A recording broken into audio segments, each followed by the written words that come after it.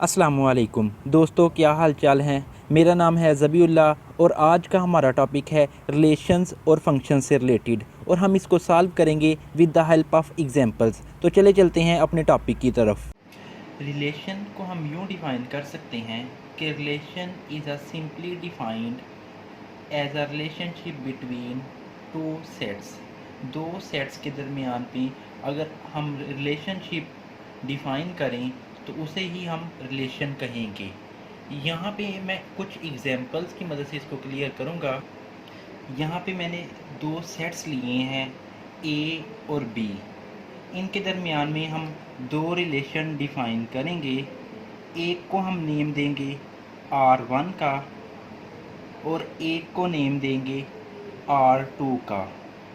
तो सेट्स के एलिमेंट्स आपके पास कुछ इस तरह से हैं।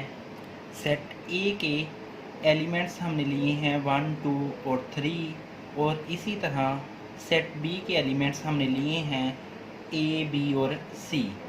तो रिलेशन हम कुछ इस तरह से बनाते हैं कि 1 को मैप कर दें आप बी पे, 2 को मैप कर दें ए पे और 3 को मैप कर दें सी पे।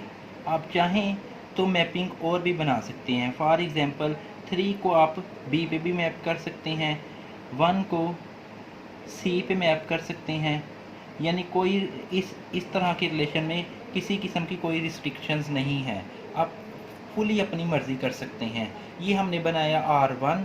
और इसी तरह अगर हम 1 को मैप करें सी पे, 1 को मैप करें बी पे, 1 को मैप करें ए पे, 2 को मैप करें ए पे और 3 को मैप करें बी पे, तो ये हमारे पास R2 बन जाएगा। अगर हम इन रिलेशंस को सेट फॉर्म में लिखना चाहें तो वो कुछ इस तरह के होंगे।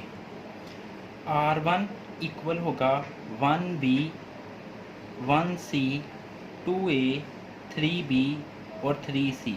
ये हमने इस तरह से लिखे हैं कि 1 दो एलिमेंट पे मैप कर रहा है B पे और C पे, तो 1 का ऑर्डर पेयर बनेगा B के साथ और C के साथ।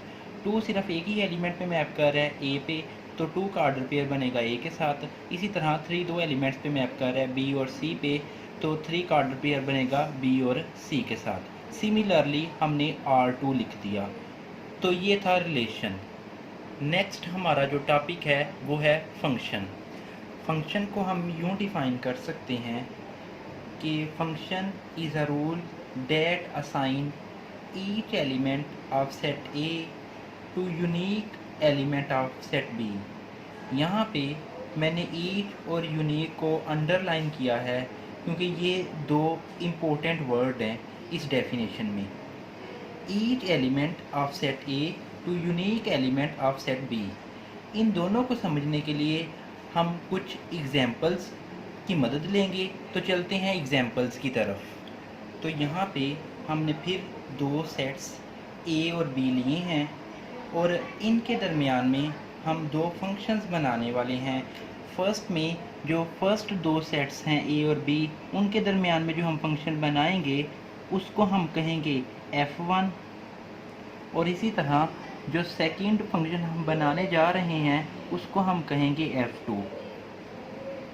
तो ये दो फंक्शंस हम बनाएंगे और उसकी मदद से हम समझेंगे कि फ़ंक्शन की डेफिनेशन एक्चुअल में है क्या। तो चलें देखते हैं कि ए और बी के एलिमेंट्स क्या हैं। हमने ए और बी के एलिमेंट्स वही ले लिए हैं जो हमने ऊपर लिए थे, यानी कि ए के एलिमेंट 1, 2 और 3, बी के एलिमेंट ए, बी और सी। चलिए देखते हैं, हम इनके दरमियान में एक फ़ंक्शन बनाते हैं। तो फ़ंक्शन मैं इस तरह से बनाता हूँ कि 1 को मैप करवा देता हूँ बी पे, 2 को ए पे और 3 को सी पे। तो क्लियरली ये एक फ़ंक्शन है। क्यों? क्योंकि ये जो दोनों रूल्स थे ना, ईच और यूनिक वाला, वो ये फुलफ़िल कर रहा है। ईच वाला रूल ये था कि सेट ए का हर एलिमेंट मैपिंग में हिस्सा ले या रिलेशन में हिस्सा ले। तो सेट ए के देखें कितने एलिमेंट्स थे, 3, तो तीनों के तीनों रिलेशन में हिस्सा ले रहे हैं। और यूनिक का ये कंसेप्ट था कि सेट ए का एक एलिमेंट सेट बी के एक एलिमेंट पे मैप हो। अब देखें, 1 कितने एलिमेंट्स पे मैप हो रहा है, 1 पे। 2 कितने एलिमेंट्स पे मैप हो रहा है, 1 पे। 3 कितने एलिमेंट्स पे मैप हो रहा है, 1 पे। इसी तरह तो ये आपके पास एक फंक्शन हो गया। इसी तरह अगर हम यहाँ पे एक फंक्शन ड्रा करने की करें तो हम यूँ कर सकते हैं कि 1 को मैं मैप करूँ ए पे, 2 को मैप करूँ ए पे और 3 को भी मैप करूँ ए पे। तो ये जो मैंने आपके सामने फंक्शन बनाया है ये भी एक फंक्शन है। क्यों? ये भी दोनों रूल्स को फुलफ़िल कर रहा है। यानी सेट ए का हर एलिमेंट रिलेशन में हिस्सा ले, तो 1 रिलेशन में हिस्सा ले रहा है, 2 भी रिलेशन में हिस्सा ले रहा है, 3 भी रिलेशन में हिस्सा ले रहा है। और यूनिकनेस, 1 कितने एलिमेंट्स पे मैप कर रहा है, 1 पे। 2 कितने एलिमेंट्स पे मैप कर रहा है, 1 पे। 3 कितने एलिमेंट्स पे मैप कर रहा है, 1 पे। तो एक सेट ए का एक एलिमेंट सेट बी के एक एलिमेंट पे ही मैप कर रहा है। 1 1 पे कर रहा है, 2 भी 1 पे कर रहा है, 3 भी 1 पे कर रहा है, तो ये भी एक फंक्शन है। नेक्स्ट हम डिस्कस करने जा रहे हैं कि मैं कुछ रिलेशंस आपके सामने लिखूंगा और फिर हम देखेंगे कि वो फंक्शंस हैं या नहीं। तो स्टूडेंट, मैंने आपके सामने ये 3 रिलेशंस डिफ़ाइन किए हैं।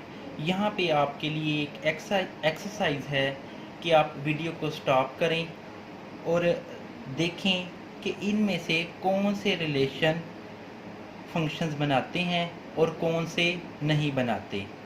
तो वीडियो स्टॉप करें और अपने माइंड में इस चीज़ को हल करें कि कौन से रिलेशन वीडियो फंक्शन बना रहे हैं और कौन से रिलेशन फंक्शंस नहीं बना रहे।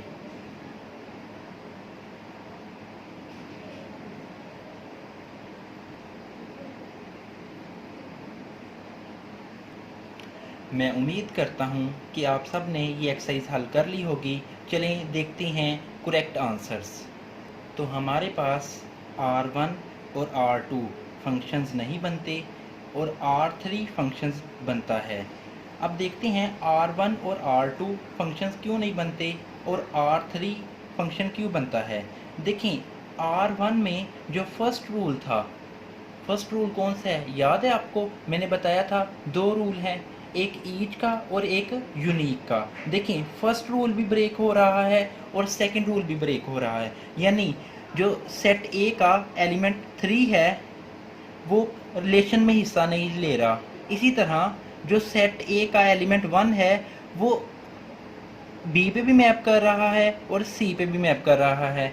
इसी तरह इसलिए ये जो रिलेशन है ये फंक्शन नहीं बनता। इसी तरह R2 में फर्स्ट रूल तो ब्रेक नहीं हो रहा, यानी each element of set a relation में हिस्सा ले रहे हैं, लेकिन यहाँ पे सेकंड रूल यूनिकनेस वाला रूल ब्रेक हो रहा है। क्यों? जो 1 है वो सी पे भी मैप कर रहा है और 1 बी पे भी मैप कर रहा है, इसलिए ये भी फंक्शन नहीं बनता। लेकिन R3 में दोनों रूल फुलफिल हो रहे हैं, इसलिए ये फंक्शन है।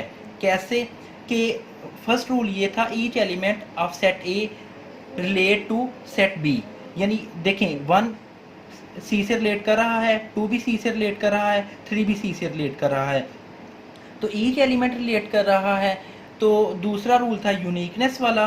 तो यूनिकनेस वाला रूल देखें कि आपके पास 1 कितने एलिमेंट से रिलेट कर रहा है, 1 से। 2 कितने एलिमेंट से रिलेट कर रहा है, 1 से। 3 कितने एलिमेंट से रिलेट कर रहा है, 1 से।